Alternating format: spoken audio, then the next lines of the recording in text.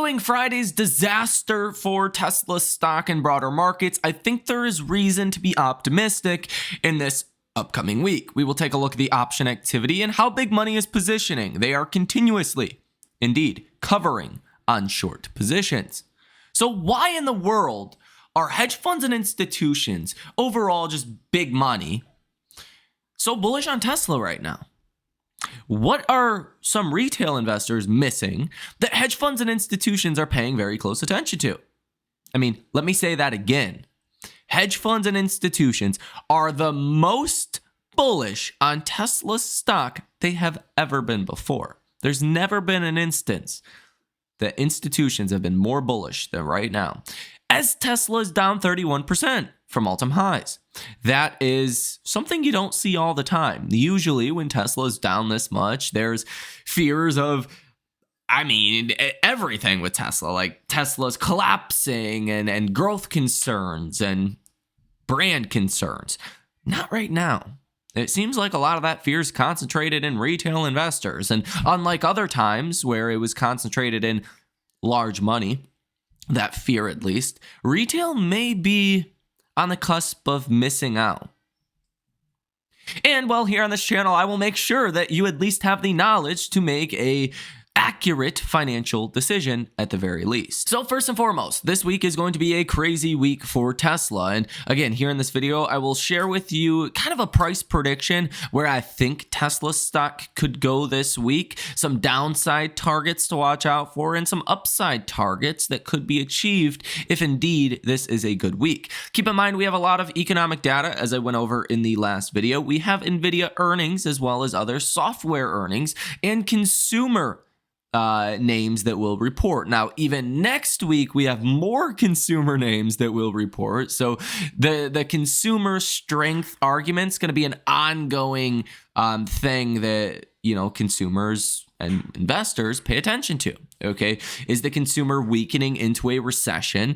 Are we on the cusp of something much deeper as far as consumer weakness? Or are we just going through a little bit of a soft patch from the, post holiday shopping season? As some have also pointed out, Easter this year is at the end of April, whereas last year it was in March. So that kind of creates a lull in holiday shopping patterns. So we actually have a lot of earnings this week, some of which are going to be very important for markets. Consumer names include Domino's, Kava, Home Depot, Lowe's. They're going to give us a better picture into the consumer. And, companies like Kava are going to be important. Are people still going out? Are they still, buying food as frequently as they were before in a more expensive environment? Let's be honest. Kava and, even Domino's for that matter, it's not the most cost-effective way to feed your family.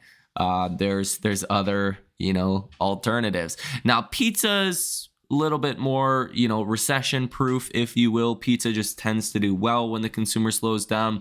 So it'll be important to see what those kind of names say. But we also have other momentum names that are important this week, like tomorrow and after hours. You have Hims and Hers. You have Tempest AI. That's that Nancy trade.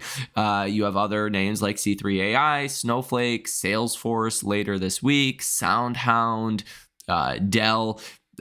Some of your, software / AI names, but your big dog, as far as market cap and what's going to move the broader market, is NVIDIA. Now, I think NVIDIA falling from its all-time high, almost 14% now, there is some room for the stock to move higher upon a beat and raise again.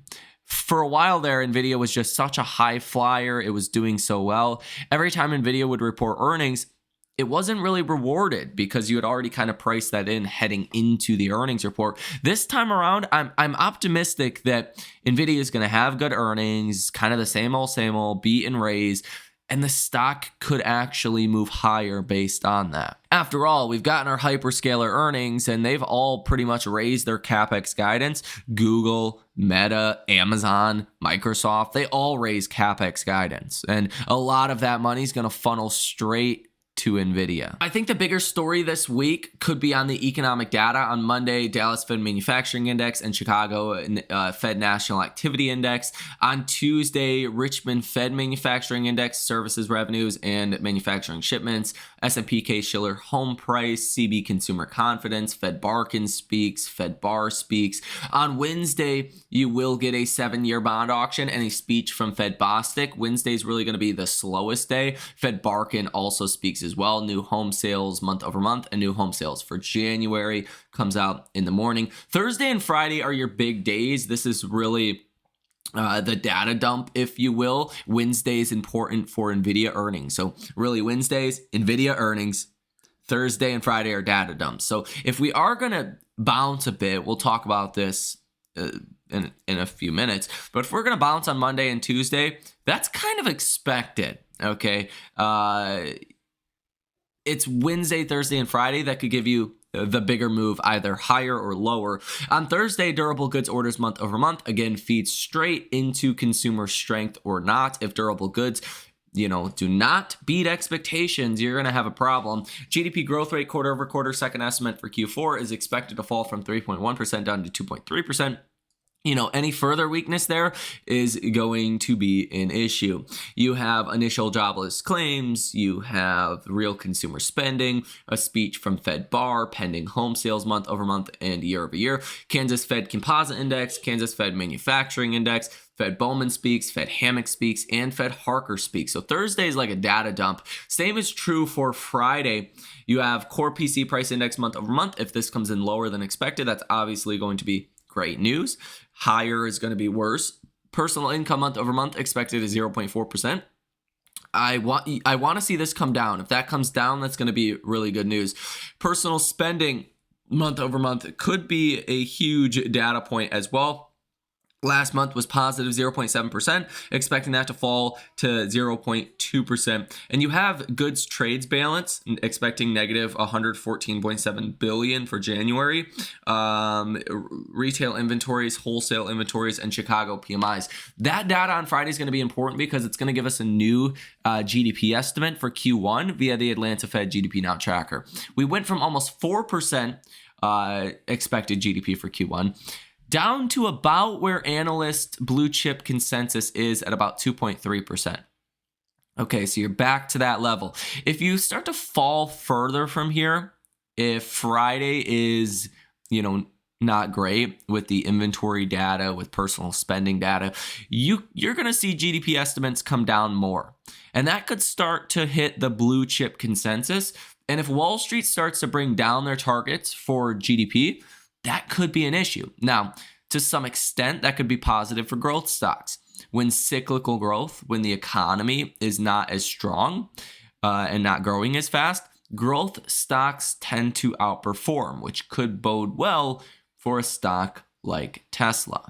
And let's face it, when we look at the option activity, when we look at what these short sellers are doing, we've really never seen this before, where Tesla falls 31% from all-time highs, but hedge funds and institutions are bullish like this. We really have never seen this before. Take a look at the option orders that came in literally the final minute of trading yesterday. These are option orders that hedge funds and institutions bought and held over this weekend.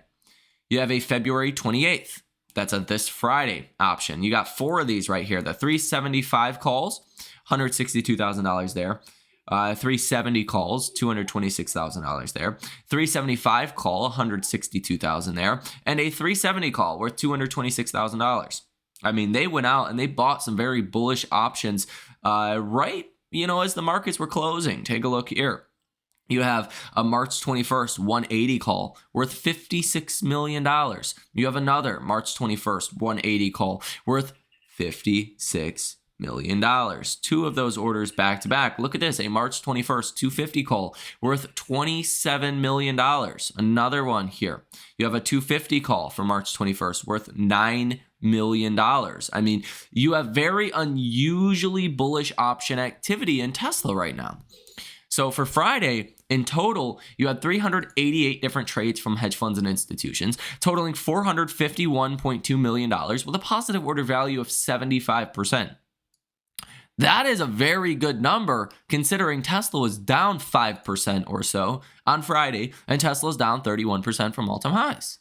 That doesn't make a whole lot of sense when you look at it like that. Now, if we look at this upcoming week, you had obviously a lot of volume on the call side on Friday, not a lot of volume on the put side, relatively speaking. Okay. Now, if you look at open interest, the 345 call has 3,000 for open interest, 4,000 for open interest at the 355, 360 call has 7,000 for open interest, 10,000 for open interest at the 380 call. The $400 call is 15,000 for open interest. So it's we'll see how much of this volume actually translates to open interest. Again, a lot of activity between that 370 call and the 380 call expiring this week. You had 28, almost 29,000 for volume at the 380 call and 21,000 at the 370 call. The 360 call had 30,000 for volume. The 350 call had 47,000 for volume. Again, open interest was only 5,000. So when you see volume that is, a lot higher than the open interest, that tends to be a, very bullish sign. And you're not really seeing anything like that on the put side, not to these extreme ratios. So it definitely looks like hedge funds and institutions positioned on Friday for a recovery in Tesla in this upcoming week. Now, so far, we have not gotten any new news about this coronavirus strain that has been discovered in China. And I think Wall Street got really fearful really fast over this. As long as you don't see human-to-human transmission, this is going to come and go. Now, the VIX spiked something crazy on Friday. It was up 20%. And it really just ramped throughout the trading day. I mean, you started off Friday not very fearful. And then what happened? You just really got fearful quickly. And the VIX actually at one point hit 19, up over 20%. You closed up 16%. And typically when the VIX spikes like this, it tends to be kind of a short-term event, right? The VIX tends to spike and then come right back down if things do not get worse, because that's kind of how markets work.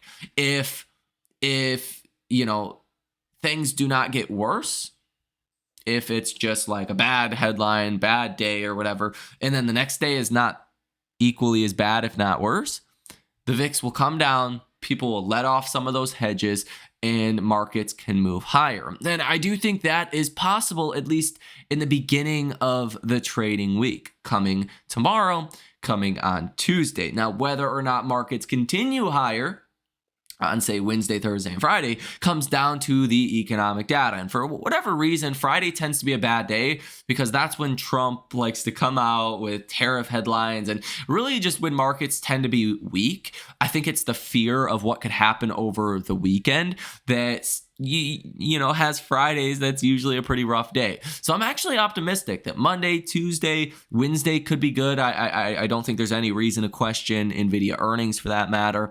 And from that perspective, Thursday and Friday could be the days that we really want to watch out for.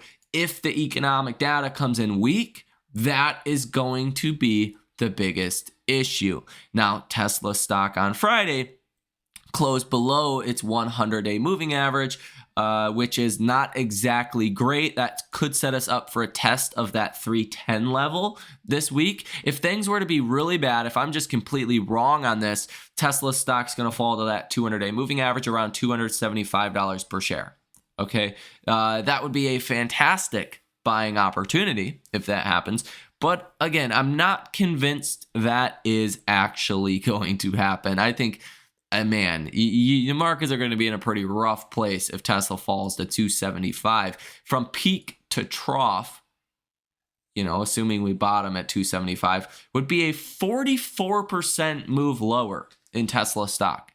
That to me just seems very extreme, given we've actually gotten a lot of good news for Tesla. And again, hedge funds and institutions, if you look at the short position in Tesla, even on Friday, they covered 117,000 shares. The day before, they covered over 100,000 shares. The day before, they covered 1 million shares. The short interest continues to fall in Tesla. It is currently at the lowest it has ever been before. Why is hedge funds and institutions so bullish on Tesla right now? And it seems like retail is bearish on Tesla. Well, it's because of the price. Okay, as Warren Buffett once said, the price is what you pay for a stock. Value is what you get. The price of Tesla has been falling, but that tells you nothing about the value of the company. Now, a lot of the time it does. Okay, a lot of the time, if the price of a stock falls, the value of the stock has changed. Meaning, like if a stock falls 30% on earnings, it probably cut guidance. There's probably concerns about slowing growth, something along those lines. But Tesla's fallen 30%, and things have only gotten better for Tesla. I mean, logically speaking, if you factor the slowdown in deliveries in January and in February, it's normal during a refresh cycle of a new product like the Model Y. And as Tesla ramps that is a nothing burger kind of catalyst. There's nothing there. You shouldn't be negative on that. That's as to be expected. The new Model Q is on track to come out faster than expected. We have guidance for Robotaxi to launch in June. Sounds like FSD is going to launch in Europe soon, launch in China. It launched in Mexico a couple days ago. Wall Street didn't give a rat's ass about that. Things are going right at Tesla. And I think that's why hedge funds and institutions are more bullish, because the price has come down, but the value has actually went up. So you're getting a much better deal buying Tesla stock today with a lot more certainty than we had before.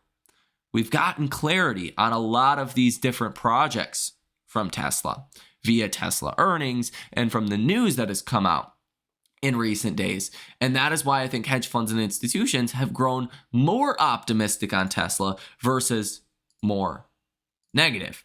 Now, if we do see a move to the upside, which I do think could be likely this week, I really want to see the stock get back to $400. That might be a little bit too much to ask for. All things considered, there's going to be a lot of volatility and a lot of catalysts. That would be a move higher of almost 19%. So I'm not going to assume we hit that level, but really a close above that 20-day moving average at $371 would be a great first step.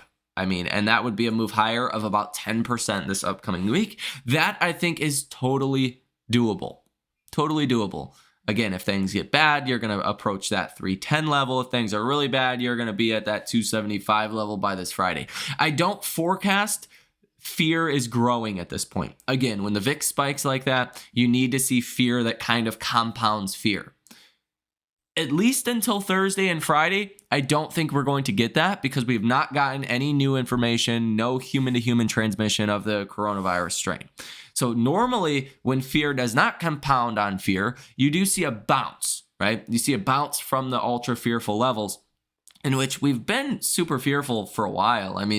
AI Investor Sentiment Survey is, sitting at multi-year highs for the bearish investors, right? Bullish investors at, multi-year lows and really just well below the historical average for bulls. So when I put this entire picture together in context of this upcoming week, what hedge funds and institutions are doing, I'm actually fairly optimistic, right? I'm not going to go out and say with certainty that this is going to be a great week because of how much information we get, specifically on Thursday and Friday. But I do think the first half of this week, at least, could be pretty good. Okay, as long as we don't get some crazy headline out of China and this new coronavirus strain, then I think Wall Street's going to say, maybe we overreacted on Friday. Just my thoughts.